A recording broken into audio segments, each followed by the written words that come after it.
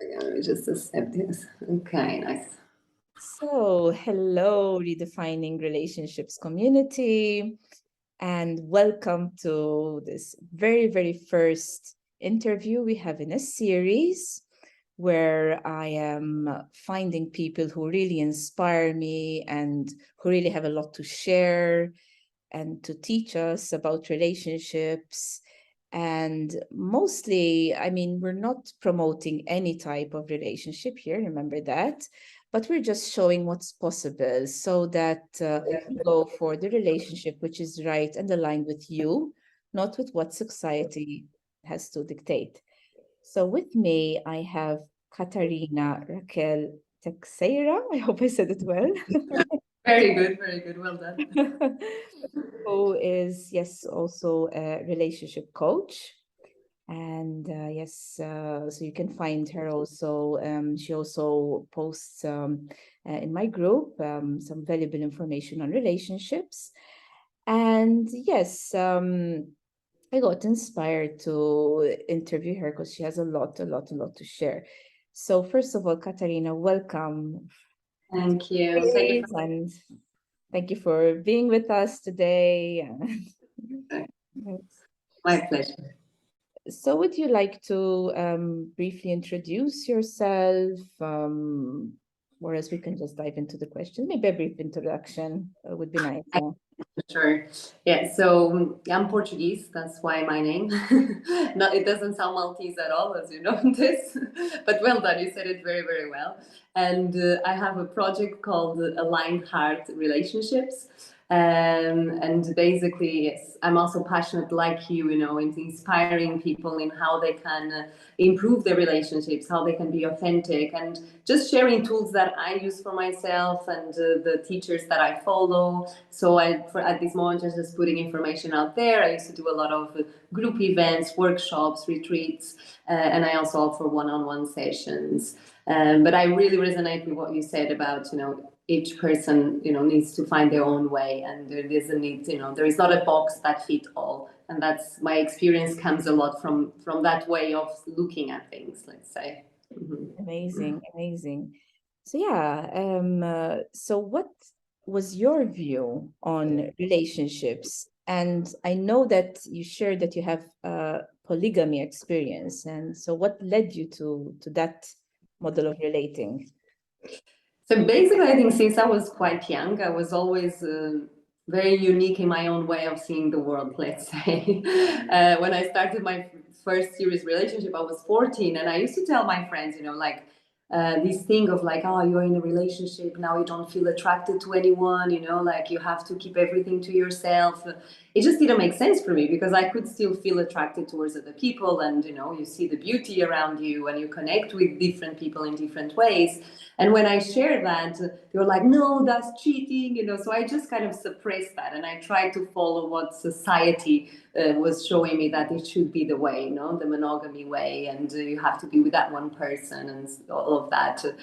And after quite a few years, when I left Portugal and I came to Malta, and I integrated in a quite of a more open community, you know, also very interested in personal development and spirituality. I just felt there was that space for me to be me, you know, and to be the authentic self of I want to explore things as I feel the aliveness to do, and you know, sometimes really going a bit blind and just exploring and seeing how then I would feel about it.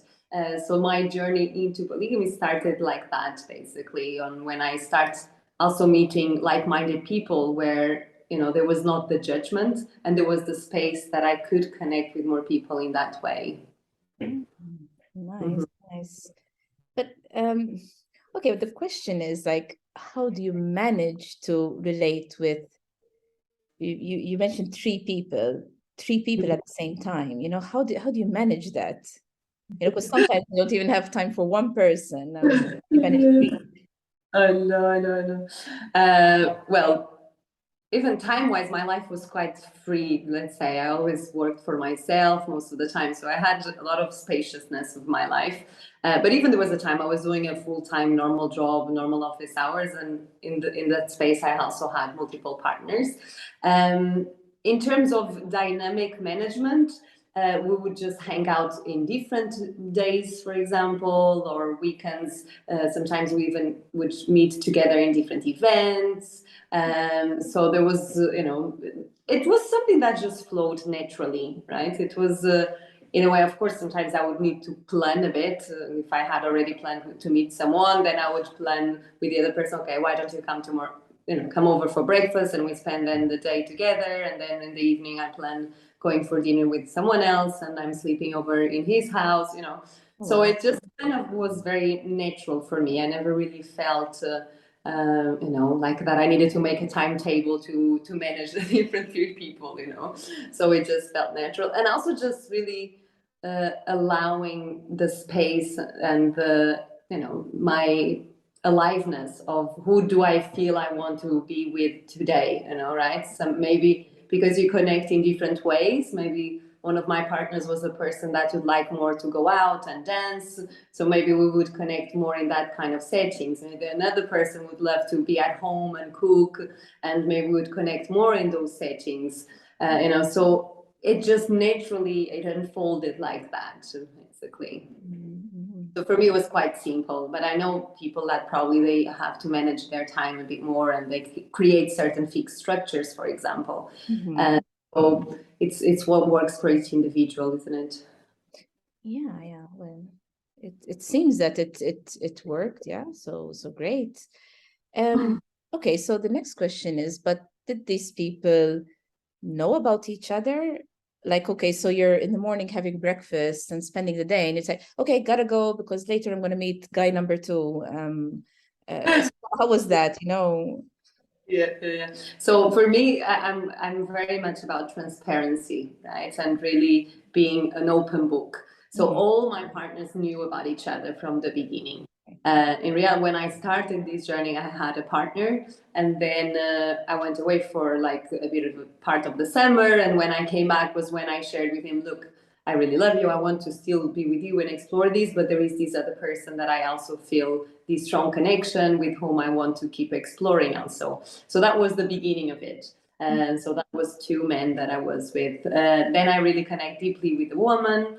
And, in a very natural way, we just kept exploring that also. And they all knew each other then, because in this community, Malta one is a small place, as you know.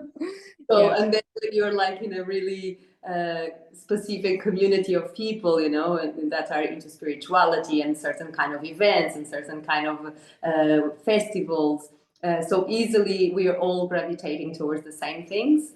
So some of them were even like previously friends that I even met one through the other, so it's just happened in that way. And they were all very fine with each other, so they could be in the same space. Sometimes we'd cross in our house. There was one specific partner that was not as comfortable, so he would stay a little bit, and then he would be like, "Okay, I'm gonna go." Yeah, like But isn't I for me. had is that. But for example, this girl and one of my male partners, we used to hang out together a lot, and sometimes we would even sleep in the same bed just as friends. We were not getting sexually involved as a group at all, but Okay, so we would group, find there's nothing happening as a group then. Okay. no, at all. They were not together they were not involved between each other. But I did have partners that had other partners on the outside also. Okay, so not within the same, but your partners would have other partners apart from you as well. So it's only fair, right? Because it Some works. of them not, because they were not looking for that. Two of them they did have, and I also knew their partners, and we also would hang out together. And it was fine. Of course, sometimes depending on the person, you might connect more with some people, a bit less. Sometimes it can be a bit awkward in certain situations if someone is feeling a bit uncomfortable. Yeah. But you just speak about it, and you just share and try to find a way where everyone can feel comfortable and seen and supported, basically. So like every relationship, communication is key, right? You need to always communicate what's going on and be mindful and aware of what the other person is going through, right? Exactly. Super essential. I don't think in any other way it could work, right? Even more because it becomes sensitive, right? Because things will come up. You might there will be triggers coming from maybe we're not spending enough quality time, or maybe the lack of the quality of the presence, even when I was with a partner, but clearly I was not fully present there, so if you don't have that ability to communicate and hold space for each other and understand what's going on and support each other in processing your triggers, it's going to be messy. Right? There was a time one of my partners got involved with this other girl that was also a very close friend of mine. And it became more complicated because for her it was hard to deal with emotions. A lot of insecurity was coming, and which again, it was just her own traumas and her own process that were coming up.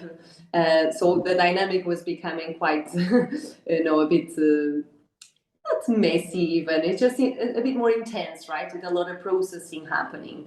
So if you don't have the tools then to help those situations, it can be a bit damaged because for her maybe she would get out of the situation feeling more hurt and not seen, and like where her wounds were. You kind of press the wound instead of supporting it to healing. You were just making things a bit worse. So I think it's important to be aware of what it can come up. Yes, yes, yes, yes, yes. Actually, it's very interesting because like for people who can be jealous or possessive in relationships, for example, this would be, I find, a very good exercise, like because it really tests it. But and also I find it's a very good way to connect deeply within yourself, because the more you are within the home within yourself, the less things outside of you should affect you. So I find that whoever manages to keep this type of relationship, they must have a very, very good relationship with themselves, right? Yeah. Yes. Completely. Because I did see when there was different partners involved, as I said, not only from my side but also from my own part. When there was someone that maybe didn't have that safe internal space, it would jealousy and these kind of situations. Not sometimes not even jealousy, but then you're not feeling seen and valued, and all those things start to come up. And I also saw people that they feel excited about the idea of polygamy and open relationships. It became a buzzword, right? Open relationships. Right. Yeah. Even in festivals, right? People get Yeah. all happy and involved, but then when reality really hits the door, knocks at the door, then you start feeling all these emotions, and it's not as funny as it looks. Exactly, exactly. I mean, I was married for 11 years, and at the time there were no dating apps, there wasn't talk of open relationships. Then suddenly, I'm single again, and I'm seeing these dating apps, and I found someone through a dating app who was in an open relationship, and I'm like, what is that? I didn't even know what it was. And then he said, yeah, well, basically I'm with a partner and we meet other partners. And he said, well, and what he did tell me is that it's important also to have a clear agreements. Because what he said, that a clear agreement for them was that they don't invite other partners at their home. Well, actually, he broke the rule in the end. But yeah, but then I went for it because I said, listen, marriage didn't work, so maybe this will. And I don't regret it because, with every relationship, you learn something, you grow in some way. So I really don't regret the experience of it all. And yeah, and then it ended up that I realized that he wasn't really happy with his partner, and they were using the open relationship to explore other things. So it wasn't a complete open relationship, but um, kind of with an objective. So then in the end, like, this encouraged him to leave his partner, and actually he moved countries. Yeah. So that's kind of my thing. But I have heard many, many stories of people in open relationships which are very, very successful. So I think it depends what works for you, right? As you said, you made a very good point there of what he saw that was behind his choice. right? Because that's what I think people sometimes don't really question, right? What is making me choose this kind of relationship? Yeah. Because it can be, as you said, maybe he was avoiding going deeper because, or maybe he was not fully happy with this person. It was not really meeting him, so he needed to find something else from someone else. So there is so many things that kind of activate us to pursue something. And those things will change also, right? As you explore and as you get to know yourself more and as you grow, and your choices will be different from today and in 5 years' time, right? Yeah, one thing I've learned as well is that relationships, I used to think as well, you meet the one, outside of you, and that's it, you're done. And it's so different, and how can we think that way? Like the world changes all the time, nature changes all the time, and the same with relationships, right? The relationships change all the time. That's what I've learned. Whether you stay with the same person or with different people, still it evolves and changes, right? And we need to be fully aligned with that, right? Completely. Yeah. Yeah. And you need to be willing to adapt and to learn with Yeah, each to other. grow, right? Through Always work. yeah. But then one question that comes to mind is, like sometimes I say, shouldn't we all be friends? Because when we're friends, we genuinely care about each other. We're not jealous. We don't expect anything. There's nothing exclusive. You can have 10,000 friends, you don't say, I restrict myself. And you can even have friends with benefits. So some people say, oh, yeah, but that's the sex, which is different. But you can even have friends with benefits. So, like, maybe shouldn't we all just be friends then? you know? Well, again, it's a choice, right? I think genuinely we all perceive and feel when there is something more above a friendship or even a friend with benefits. I also had those for quite a lot of years. And I think in the phase of my life where I didn't really want to go that deeper, right? I was happy with meeting someone to meet my needs for intimacy and sexuality and comfort. But I would be happy to just meet, in the weekends or that night a week when I feel like I want to be like that. I do feel when you choose to go deeper with a romantic partner, you open a lot more doors of your life, of yourself, that takes it to a deeper level. So I kind of feel it, for some people might work that they just like to be in that level and having different friendships where they meet their needs. For me, I do feel like a romantic relationship where you keep investing and you keep going deeper, it takes you to different realms where in a friendship level, I didn't manage to go, right? And even sometimes in a polygamy or even, the friends with benefits or in the open relationships, I realized that in reality, I was not going to the depth that I was looking for and that my being really wanted. So yeah, that's in fact the next question. Like, so this is what actually made you move towards having one partner. Yeah, yes, basically. I also noticed, I always say we do attract what's within, right? Life is always mirroring back. Okay, and yeah, I might think that I want to live this polygamy way, and I want to have different partners, and then I was keeping attracting partners that only wanted to be with me. And I'm like, but why am I attracting these people? I should be attracting people that are in the same wavelength. So then I really questioned myself. I was like, is this really, really, really what my, inner self, my true self, my higher self wants? And when I really kept diving into it and seeing where were my choices coming from, I always had this huge fear of missing out. I always had this fire for life. I want to explore everything. I'm the same, like working on that right now. Yeah. So like polygamy gave me that playground, right? Yeah. Because I could go and explore everything. I go out to a festival, I meet with someone, and it's like, yes, let's stay connected, let's go deeper, let's explore, right? But then in reality, I would never go as deep as I really thought I would, right? Because everything, the time that I would be able to, the energy to put into it, the energy, the quality, the presence. So it was in the end just making me feel even more lost and sometimes even more empty and very, very dispersed because I was like trying to manage all these different relationships and different people. And so it was really not then meeting what my inner self wanted.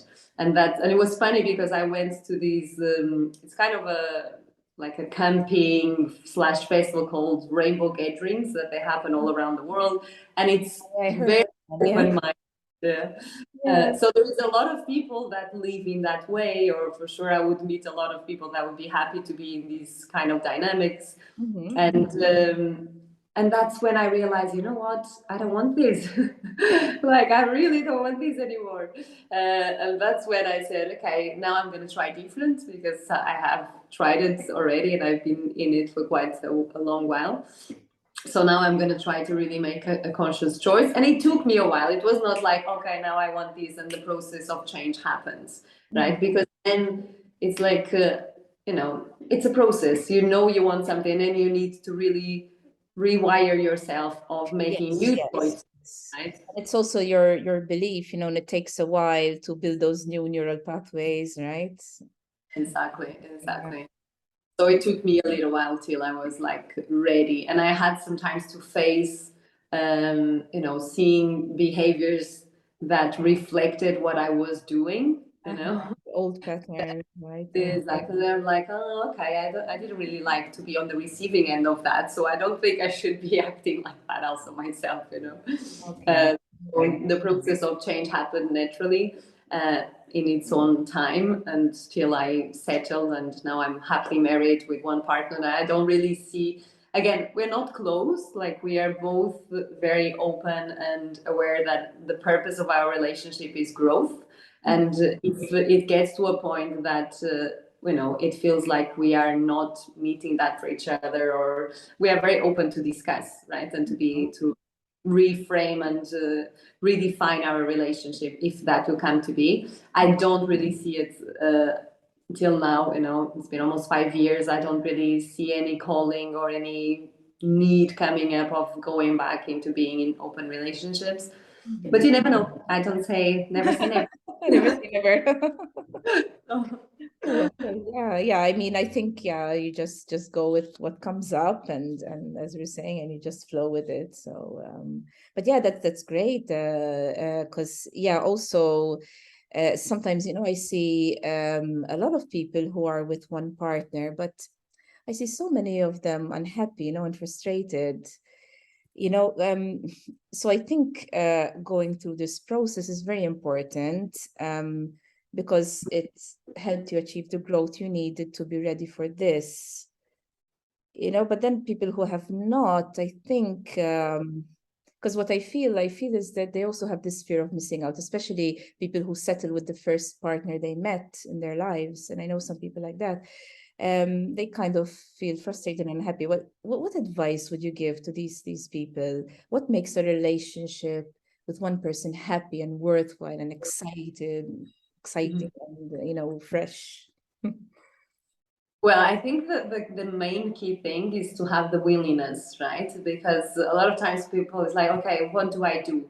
But if you don't have the willingness then to really put things into practice, it's not going to last long, right? Because you might have that energy like, okay, I want to do things. Things need to be better. Let's now start having, date nights and sharings and all of these things. Again, even us sometimes fall in the trap of like neglecting our relationship because you're busy, you have new projects and, life and events and stuff.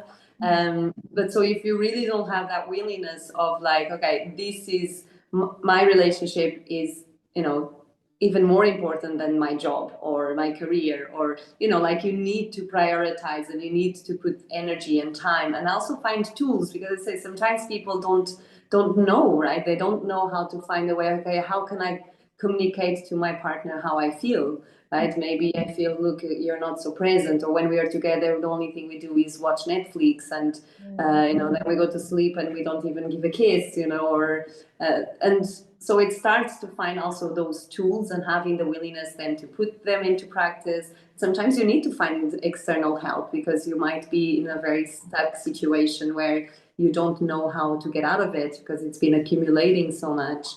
So I don't think there is one magic solution for one measure that serves all, because each relationship is also unique and whatever you're going through. But I would say that you need to have the willingness to put the work into, because like you don't build a career in one day, you don't build a relationship in one day, right?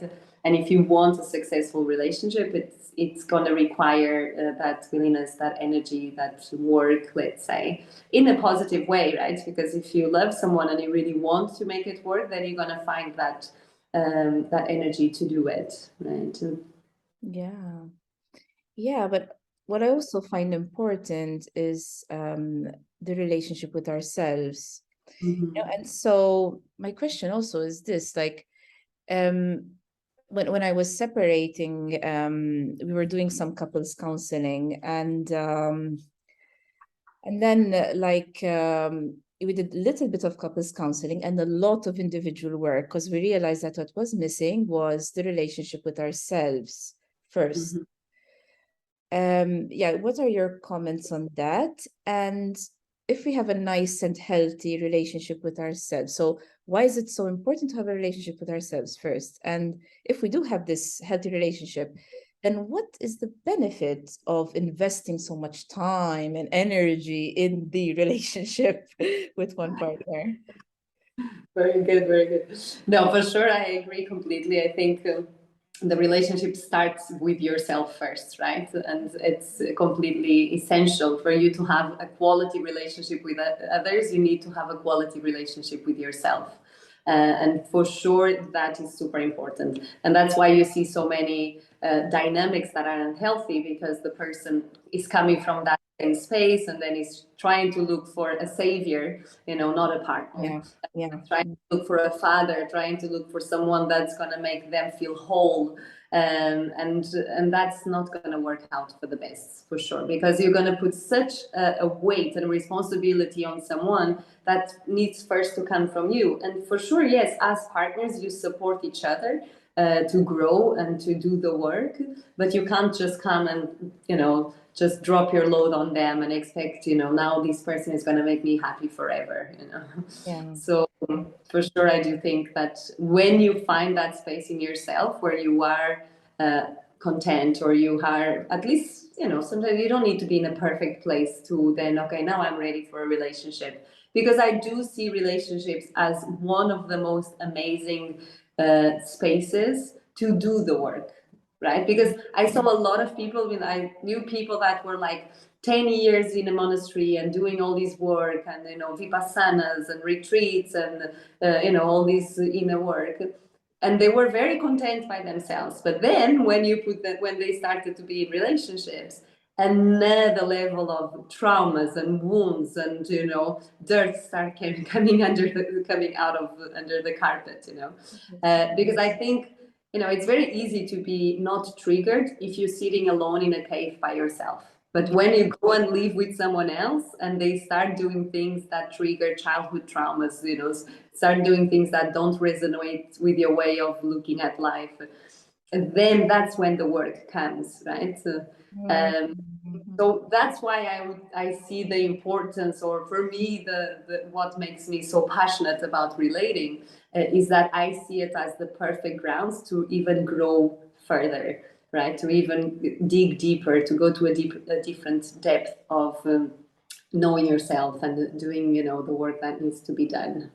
Because in the end, we are social beings. We were not made to live alone in caves, and even for survival mechanisms. If you leave a baby without having any human contact and being fed and being loved, the baby will die, right? So Yeah. it's part of our nature, I would say.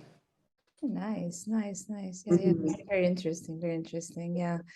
And it's true also that what we need really shows up.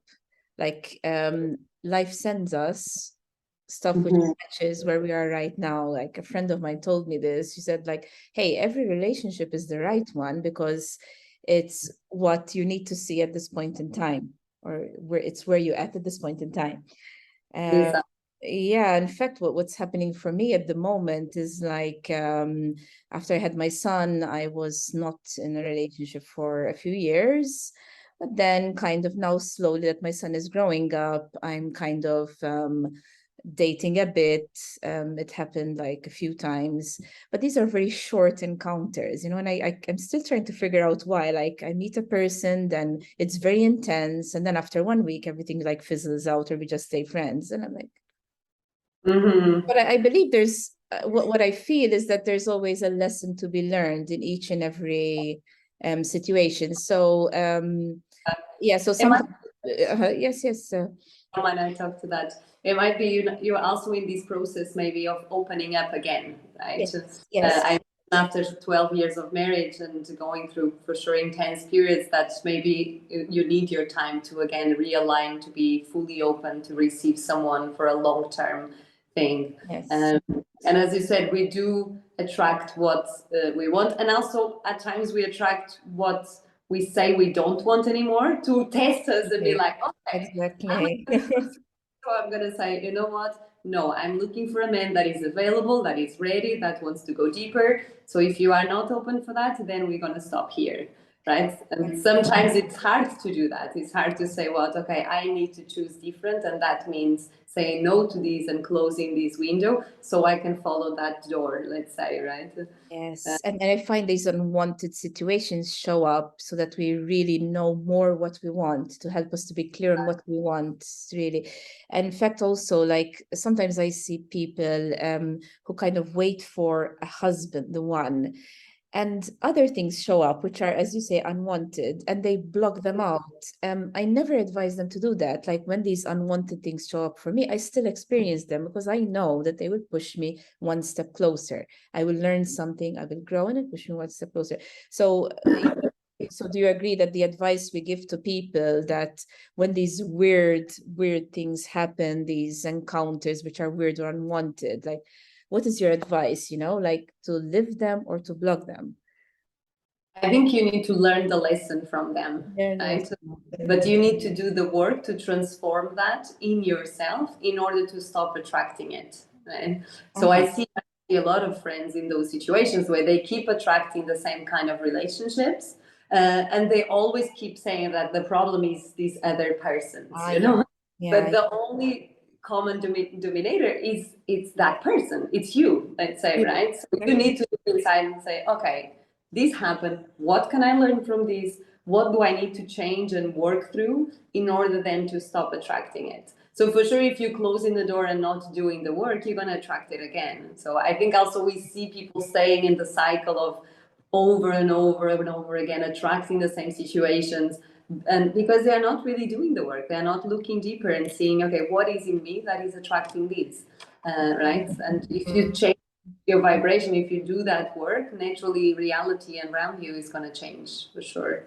Yes, yes, definitely, definitely. So yeah, I'd say to, because then I see people who go the other extreme, you know, they say, no, I don't relate with anyone unless it's the, so that's not, I believe that's not right either, because we need to learn the Mhm. lessons, as you say. So I totally agree. So yeah, in my case, I'm just living these experiences and learning from them and tweaking, you know, more what I want. So yeah, but it's enjoyable as well, because it's part of the journey, I find, and the journey never really ends. You know, we're always learning, always growing. So it's something I think everything should be experienced fully, and It's more exciting.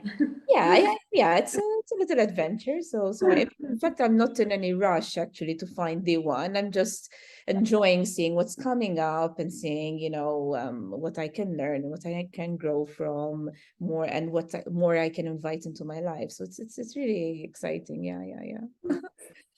Yeah, Enjoy that's a it. Do very it for nice. me. I can't. Well, never say I can't, you know, like it's a choice, you know, it's a choice you make. So I'm yeah.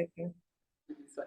Sorry, because Happy this way, so I wouldn't choose it differently. But for okay. sure, in terms of So if there are other partners out there, you know, like he's happily married and like the The choice thing, because before you were asking, if we are happy with ourselves, do we then need a relationship? And I think that's the tricky thing. We don't need it, but it's a choice, right? Like I don't need Kevin. It's like I don't. I think is he in the background? if he's upset, it's fine. Okay. He's not hearing that. Okay. He knows that. He knows that. And in reality, we are very independent, both of us. Sometimes I travel for 2 months, and we're okay with that. And we don't have a lot of dependency. But we choose to be together, right? We know that, I don't know, God forbid, but if I die or he dies, we know that we will carry on, and we're gonna be fine, And if one day relationship we decide to go separate ways, it's also okay. But it's a choice that is this moment we want to build this union, this life together, this relationship. So I think, when you go from need, it can become very sticky at times. When the needs then are not met, then you're gonna feel like, okay, this is not meeting me anymore, and you jump next. Because that's my relationship used to be based on needs a lot, right? So then what happens is when the person is not meeting those needs, then you're gonna feel unhappy and not fulfilled, because it's not coming from a fulfilled place, right? Yes. So how did you overcome this neediness? I think it was a lot of doing that inner work, right? So I always prioritize my personal development. Different people find different ways. I did a lot of group work, like retreats, and a lot of emotional processing, and look at what is the patterns from my childhood, and so many different things like that you need to look at. And I just kept diving deeper into myself to find that inner space where I can just be fulfilled by myself, where I don't really need a partner to feel alive or to feel complete or to feel met. And from that space, I felt like ready to make a choice of, and in reality, I noticed how my choice of partners completely changed, right? Even from physical attraction, for example, because that's a big thing, right? I used to choose based on that a lot, right? And based on the sexual connection, for example. And then I was like, you know what, this is really not matching me in the end. What is more important? Because I don't think there is one perfect person that's going to meet you in all these amazing ways, but you're going to see what is really the most important for you and what you really want more in your relationship, and where you can compromise, and how then you do the work to balance those out. So it became very different for me. Okay. So then you saw what was most important for you and found a person who matches that. Yeah. In reality, because in the beginning I was in my own internal struggle to accept that. I was going back to my last Portuguese boyfriend because he matched this idea that I had formatted in my brain probably since childhood of what the kind of men I would end up with, right? And then there was Kevin here in Malta, he's Maltese, and he was like, 13 years older than me, bold, completely different lifestyle. Yeah. And I'm like, oh no, I grew up in a surfer town. So for me, the ideal man was like a surfer with this long amazing hair. amazing body. And oh my God. So I was going out with both of them at the same time and deciding, okay, what do I want? I was mega confused. And once Kevin told me, and I never forgot this, and I really share it with people because it really helped me to see things. And he said, look, sometimes we have a garden and we paint it as a wall. Sometimes we have a wall and we paint it as a garden. And that was like the click. And I was like, it's so true. This Portuguese guy, it's a wall. I've been trying to make this relationship work for 5 years. We come, we go, we come, we go. And it never really worked. So it was a wall that I was always going against to. But because I painted like a garden, I said, no, this could be perfect. We could match so many things and have beautiful babies. And you know what I mean? And then Kevin, that was in reality a garden, I was painting as a wall because I'm like, it cannot be. It cannot be that he's going to be Maltese. He's going to be old and bold. What's going on? When I dismantle, those conditioning and those lenses that I was seeing reality through, I realized that in reality, what was flowing always was Kevin, what was easy and inviting, and where I would just feel like at home, and that things were just like the perfect match in certain ways. So then I was like, okay, time to choose differently, and it took me a while, even when I committed to Kevin. I used to dream from about my ex-partner and feeling like, oh, what ifs, right? What if maybe I should have tried it, maybe. So Server. I know. Right. But yeah, it's all the process, and that's where the choice comes, and you need to then stay with it and go through the ups and downs, and because so many things were not always just like easy, even to overcome the conditioning that I had, that I thought, oh, what my family is going to think, and how am I presenting myself now with such a different person, that it was quite an interesting journey. Yeah. Wow, wow, wow. This is a very, very nice sharing. Thank you for that. Really, really, really. Yeah, sometimes I was always the type of person who was fantasizing all the time. And I remember after I separated, I went to a psychologist and he's like, yeah, yeah, what cartoons were you watching as a kid? And I said, yeah, I was watching Candy Candy. I don't know. I mean, these are manga cartoons because we grew up with Italian TV. Your husband knows. And he's like, yeah, yeah. So remember all those stories, and just get rid of them immediately, and yeah, and I was fantasizing just like her, like she was fantasizing about this blonde guy, Anthony, and she would be like, oh, Anthony, oh, Anthony. And I found myself, I was doing the same thing, and the more far away the guy was, the more I admired him. And if he got close to me, I just wouldn't like it or feel uncomfortable. So I needed to dismantle all those fantasies as well, and like just go with what's in front of me right now in this moment, So, and it's still a process. I'm still dismantling the last few bits of it. And yeah, I totally resonate about the physical attraction, because also the last guy I dated also like was so physically attractive, amazing body, like I still, a part of me is for the physical attraction. But then I had to accept that we're absolutely not compatible. So, and I was just trying. We were trying to paint the garden, as you say, but both of us said, "Hey, we're just not compatible here," and I had to accept it and let it go. Yeah. So that was probably the lesson in the last one. So yeah, Nice. so less. So then I say less fantasy and more reality. That's the answer. Exactly. So needed, so needed. Yes, yes, yes, yes. Nowadays, with technology, with Tinders, with so many things, right? It's you're always being stimulated with options, right? So the idea that the grass might be greener on the other side, it's something that in a lot of relationships creates a lot of problems, because commitment becomes a big issue, the fear of missing out, that is just easy to sweep and get another person. So it's our society, I think, it's struggling a lot with that. So it's you need to make a choice and choose to relate differently, for sure.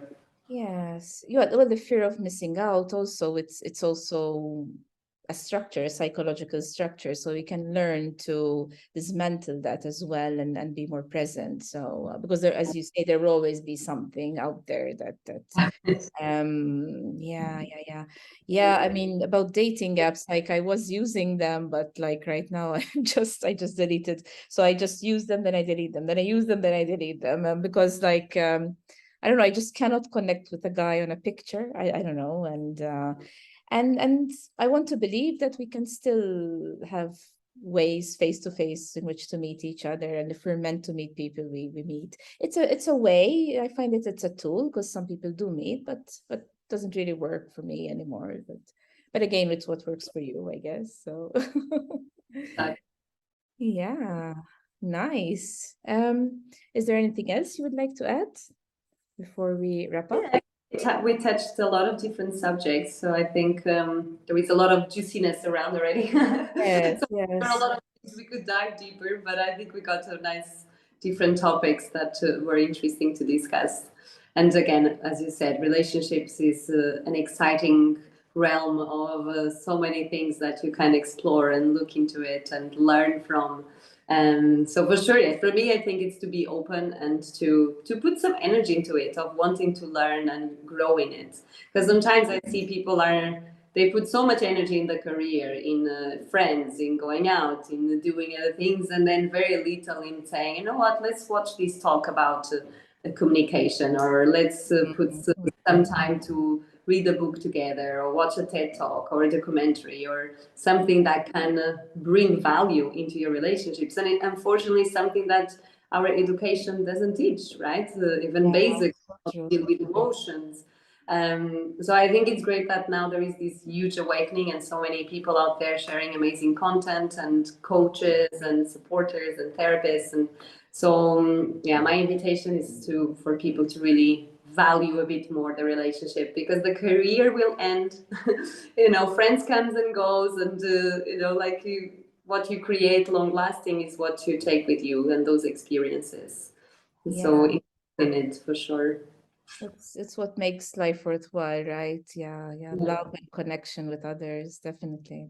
For sure. I agree completely. Yeah.